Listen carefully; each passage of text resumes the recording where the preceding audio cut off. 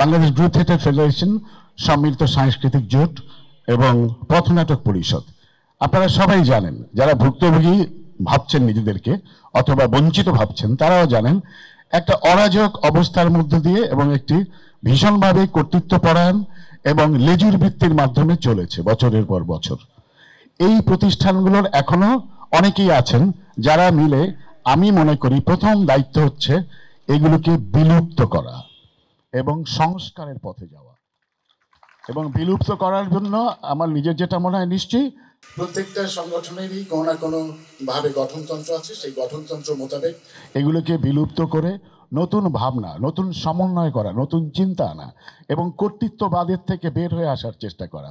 আমি এখন বঞ্চনার গল্প যদি বলা হয়, এখানে অনেকে আছেন যারা এই পূর্ববর্তী মহাপরিচালকের সাথে ছিলেন এবং তার কথা মতো চলেছেন, তার প্রেসক্রিপশন মতো চলেছেন। কোন দলটিকে কোন ডেট দেওয়া হবে সেটা আপনারা নির্ধারণ করেছেন, এখানেই আছেন অনেকে।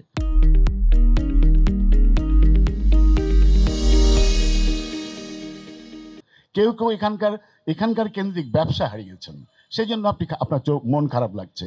কিন্তু এটা তো আসলে সংস্কৃতির ক্ষেত্রে আপনার ব্যক্তিগত বঞ্চনা তো হতে পারে না। পুরো বাংলাদেশের সংস্কৃতির ক্ষেত্রে যে বঞ্চনা হয়েছে সেটিকে অ্যাড্রেস করার চেষ্টা করেন, সেটি নিয়ে কথা বলেন। এবং আমাকে যদি কথা বলতে বলেন, তাহলে আমি বলবো একজন সংস্কৃতি সেবীর আর কোনো পরিচয় থাকতে পারে না। তার একটাই পরিচয়, সে সংস্কৃতি সেবী। সে থিয়েটার কর্মী হোক, গানের লোক হোক, চারুকলার লোক হোক, তার অন্য কোনো পরিচয় নাই। তার রাজনৈতিক ভাব থাকতে পারে, চিন্তা চেতনা থাকতে পারে, কোনো রাজনৈতিক নির্দিষ্ট কোনো একটি দলের সাথে তার সংশ্লিষ্টতাও থাকতে পারে, কিন্তু তার মূল পরিচয় হওয়া উচিত সংস্কৃতির ক্ষেত্রে অন্তত যে আমি শুধুই কালচার অ্যাক্টিভিস্ট, আমি শুধুই একজন কর্মী এখানকার, আমি এখানকার মানুষ। মূলত আমার অন্য একটা পরিচয় আছে, কিন্তু সেটা এখানে দেখানোর জন্য না। এবং আমাদের এই মুহূর্ত থেকে যদি আমরা সংস্কারের চিন্তা না করি এবং গণতন্ত্র কথাটাকে বোঝার চেষ্টা না করি এবং নিজেদের প্রত্যেকের পিছনের দিকে ফিরে না তাকাই, কি কি অপকর্মের সাথে আমরা যুক্ত ছিলাম, এবং এই যে বিরাট বড় একটা আন্দোলন চললো, সেই আন্দোলনের বিপক্ষেও আমরা কেউ কেউ দাঁড়িয়েছি। আজকে অনেকে বলছেন ওই লোকটি খুব খারাপ ছিল, আমাদের ডিজি সাহেব খুব খারাপ ছিলেন, কিন্তু এখানেই অনেকে আছেন যে তার সাথে আপনারা ব্যক্তিগতভাবে সম্পর্ক তৈরির চেষ্টা করেছেন।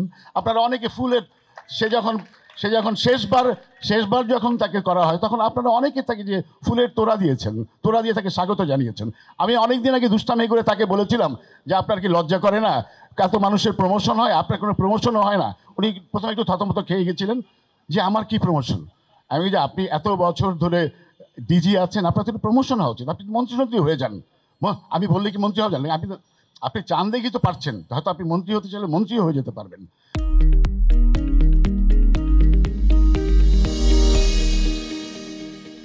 তো ওই রকম একটা লোকের সাথে এখানে এই সমাবেশেই অনেকে আছেন যার সাথে ব্যক্তিগতভাবে সম্পর্ক রেখে সুযোগ সুবিধা নেওয়ার চেষ্টা করেছেন। তো আমার কথা যদি বলেন, শুধু শিল্পকলা একাডেমি কেন্দ্রিক অথবা আমরা সংস্কৃতি কর্মী যদি বুঝি, সব বাংলাদেশ কিন্তু সংস্কৃতি কর্মী আছে যারা শিল্পকলা চেনে না, অনেক কিছু জানে না। ছোট ছোট আখড়ায় তারা গান গায়, পথে ঘাটে গান গেয়ে বেড়ায়। তাদের কথা কি আমাদের মাথায় একবারও এসেছে?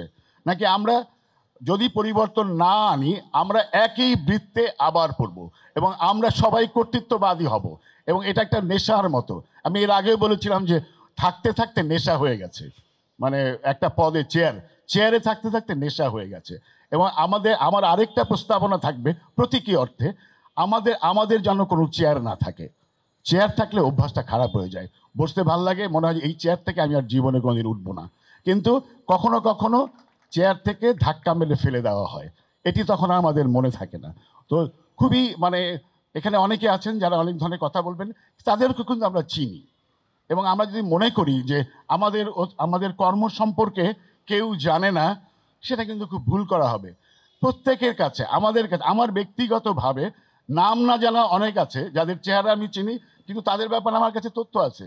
তারা কীভাবে কর্তৃত্বপরায়ণ হয়ে এই ডেট দেওয়া থেকে শুরু করে বিভিন্ন জায়গায় সফরে গিয়েছেন। আপনারা বাংলাদেশের বিভিন্ন জায়গায় সফরে গিয়েছিলেন কি নিয়ে? একটা নির্বাচন নিয়ে, গ্রুপ থিয়েটার ফেডারেশনের নির্বাচন। আমার তো এখন মনে হয় গ্রুপ থিয়েটার ফেডারেশন আদৌ দরকার আছে কিনা। এর বিলুপ্তি নয়, এর সংস্কার অথবা এর কিভাবে এটাকে সত্যিকার অর্থে ডাইনামিক কিছু করা যায়। কতগুলো লোক বছরের পর বছর বসে থাকবে একই পোস্টে এবং একটা সময় গোফ নাড়াবে, ভাব দেখাবে যে আমি সব কিছু হয়ে গেছি।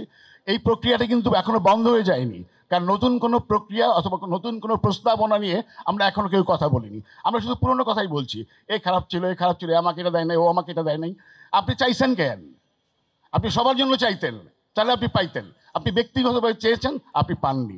ব্যক্তিগত পেয়ে যারা ব্যর্থ হয়েছেন তাদের ব্যর্থতার প্রতি আমার কোনো রকমের অনুকম্পা নেই, তাদের প্রতি আমার একদিন ধিক্কার আছে শুধু। সবাই ভালো থাকবেন, সংস্কারের পথে থাকবেন। সবাইকে ধন্যবাদ।